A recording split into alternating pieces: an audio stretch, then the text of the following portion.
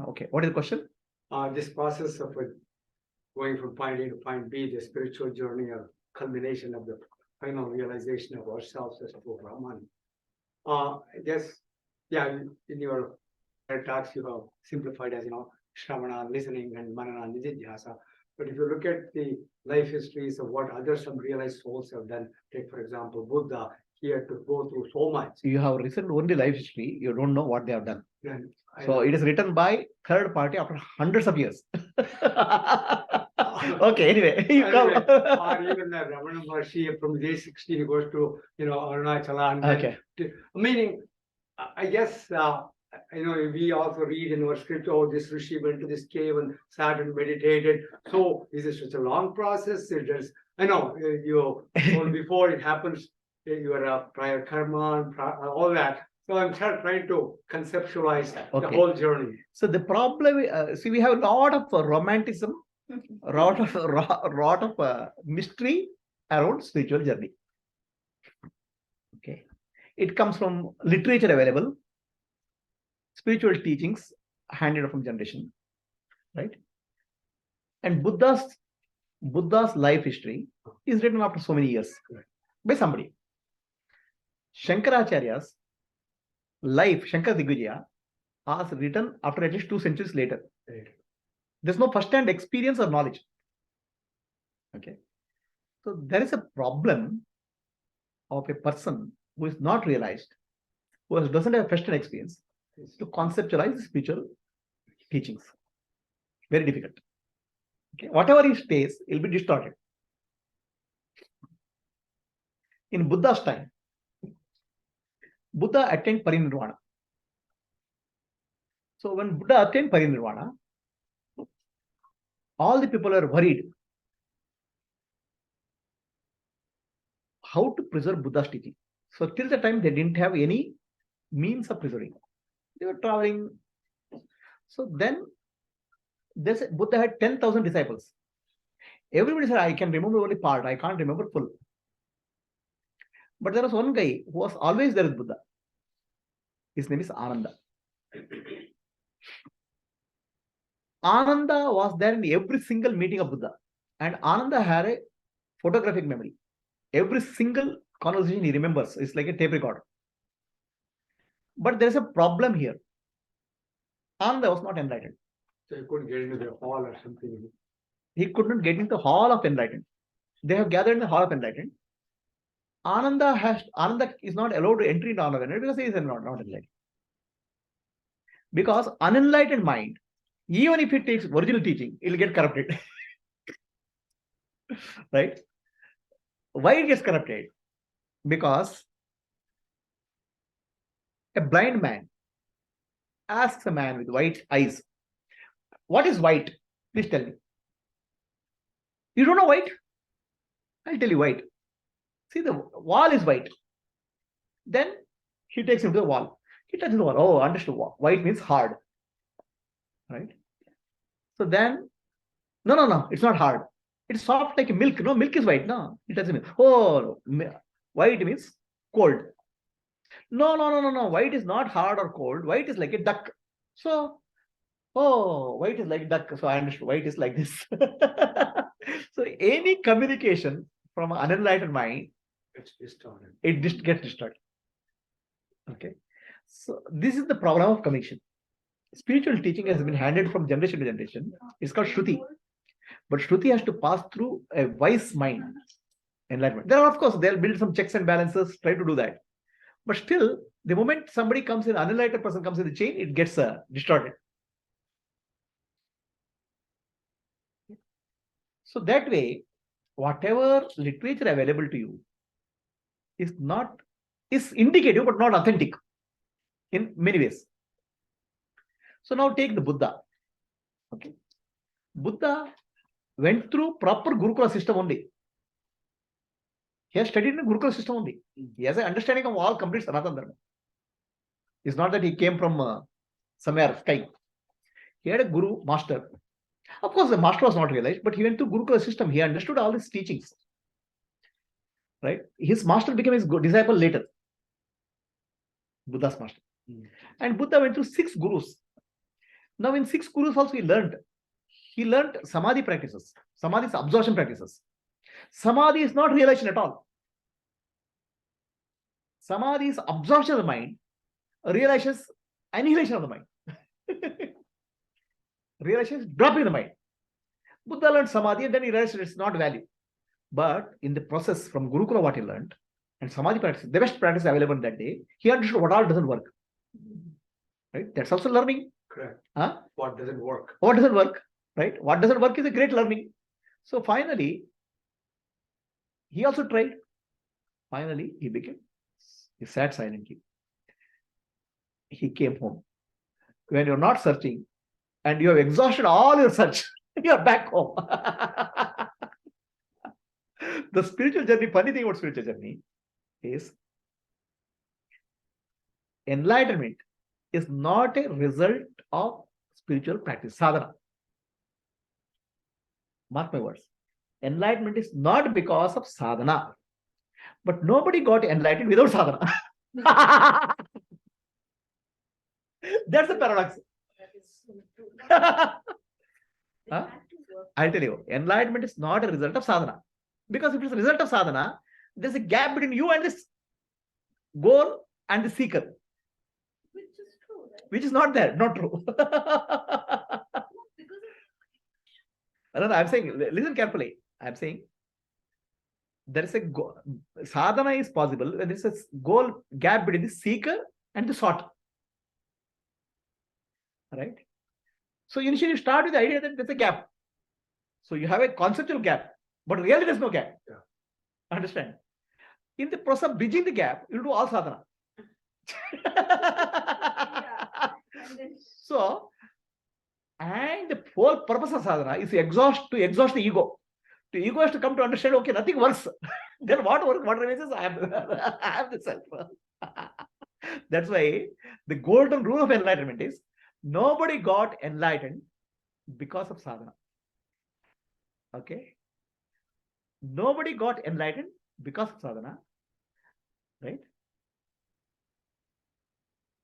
And without enlightenment, sadhana is not possible. Without sadhana, enlightenment is not possible. That's a paradox. With sadhana, what happens? You'll exhaust the ego.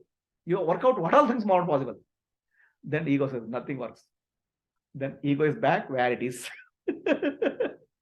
In that sense, so Buddha did all the things possible. It's actually exhausting what is doesn't work. Then what worked is he just relaxed. His search ended. He found his home. So that is case of Buddha. In case of Ramana Maharshi always says in teaching that in his age of 16 he got realized. But he says it is always a culmination of what is done in the past lives. It's not that somebody, it's like what happens. Typically, we read a public newspaper, right? Newspaper, oh, this guy got a rank, the gold medalist. That result we see, but we don't see how many nights he has worked, how much hard he has worked, right? Understand? It has gone through intense, so many midnights of burning oil. So Buddha has a past history of Jataka tales of 500 lifetimes. What all types of sadhana has done, right? Ramana Maharshi says, whatever done, karma done in the past life, sadhana done in, culminated in that. Now, here we should not be under the impression that sadhana led to realization. But without sadhana, realization is not possible. Sadhana has to exhaust the mind. Similarly, inquiry is required to understand the nature of the mind. In the process, mind itself will find out the falsehood of the mind. That's why mana eva karanam manushanam bandhamokshayo. Then what remains is the truth. The truth shines by itself. Truth doesn't require a proof. Right? That's Ramana Maharshi or Buddha. Ramana Maharshi says, previous life people are here, whatever sadhana done in the previous life, he has an evolved soul. Just culminating this. Osho said he has done so much of sadhana in previous life. Got realized. So basically sadhana or spiritual practices is there to reduce our vasanas, samskaras. Okay. A point will come where you find the limitation of sadhana because there's no gap between you and the self. At that point, you surrender. and then realization happens. So for the various methods are there, all these practices, all those are there. The simple and direct practice is self-inquiry. That's what I'm going to teach you tomorrow. Okay, and that is the most original practice. But over a period of time, it got lost in. Human mind is not able to understand the simple and direct way to truth. Yeah. Human mind requires complexity. Right? You go to a shop. One product you have to buy. This product, how much? $10. This product is how much? $15. Inherently, you feel $15 is more valuable. Even the same brand, package the other way. The more complexity is, more truth is there in that. Nothing like that. More simple, the truth is there. Human mind doesn't accept the simple truth is so simple. Yeah, I think same all these scriptures and the Prabhuji, they said it is so simple that you'll be surprised when you realize, when you really realize. It is so simple, so straightforward, in front of you, behind you, above you, below you. It is like a fish asking another fish, where is water? It's in front of you. Where is the water? I cannot see. Where is it? Behind you. It's inside you, outside you, everywhere it's there. Everywhere what is there is Brahman only. Then we are actually missing it. We are missing it not because it's complex, because it's so simple. Father, I remember one story. So these Christian missionaries, wherever they go, they convert people by force. So in the Mexico, in southern America, the lot of conversion was done. One place, their people are still maintain their culture. Some 300 years also, the culture is maintained. So this father gets one guy comes. What is this? How you are able to maintain conversion? Because once the conversion is done, all culture will go vanish. And then this takes to the church. What do you see? I'm seeing Jesus. I'm seeing Mary. Right? We are worshipping Jesus and Mary. But how come you have a culture? Look at what is behind Jesus and Mary. In the wall, Jesus and Mary is there. And everywhere, their cultural symbols, nature, sun, moon, all those things are there. So when in the name of worshiping Jesus, they are worshipping the cultural symbol. And these converted people who are converting, they are able to see, they are not able to see the background. They are only see the truth is right in front of them. Right in front of them, what is there is missing it. Right behind what is there is missing. Right inside what is there, you're missing. So the truth is simple. That's why it's called Satyam, Shivam, Sundaram. It's not because it's complex. It's because simple you'll miss it. Because we are accustomed to complexity. We expect some very elaborate we expect some miracles, dham, doom, dim, and all these spiritual books they'll write with a lot of glorious sound, music, drama, right? Sometimes apsaras also will come. It is nothing like that. It is so simple recognition of who am I. Now, simple recognition you will not accept it. Somewhere some more tamasha is there, you will start looking for the tamasha. You want more complexity. You want some special effect, right? Some background music. Background music, dance, music, right? Like Like Brahman is too Back- boring. Like in a movie, how they would start to feel there's a sound and the bright light. Right. All those light, sound, music, all those things will appear. It's nothing like the light, sound, music. No, sit for a meditation and then the God comes. And So the question he says, are you saying it is because it's not available to sense organs? Right? Are you saying that because it's not available to sense organs, it is simple to recognize? It is not that it's not available to sense organs. Whatever you see, whatever you feel, whatever you touch is truth.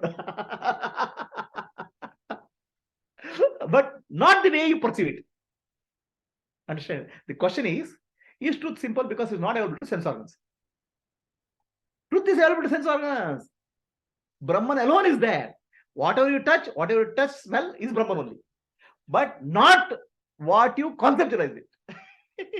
It's like you're seeing a snake on the rope. Okay? You're seeing a snake. Right? The snake has a hood, snake has a tail. Right? But all you are seeing is rope only. Still, what you're seeing is Brahman only. Eyes, ears, touch, smell, sound, smell is Brahman only. But you are seeing is a world. What you are perceiving is not reality, but what is perceived is Brahman.